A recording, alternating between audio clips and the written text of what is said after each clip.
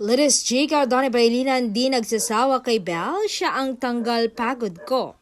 Hindi itinago ni Dean na isa sa mga dahilan kung bakit mas gumagaan ang kanyang trabaho ay ang presensya ng kanyang nobyang si Belle. Sa isang parayam, inamin ng aktor na wala siyang nararamdamang sawa factor kahit halos palagi silang magkasama ngayon. Dahil nga, may reunion movie sila na talagang nagtitrending sa lahat ng social media ang tayo sa wakas. Bukod sa pagkain raw, siguro nababawasan ang fatigue kasi nai-enjoy namin ang lahat ng ito saad ni Donnie. Dagdag pa niya, malaking bagay ang masayang working environment para hindi agad maramdaman ang pagod.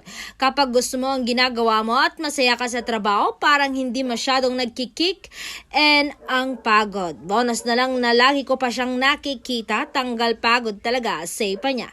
Hindi rin nagpahuli si B sa pagbuhos ng papuris sa kanyang boyfriend.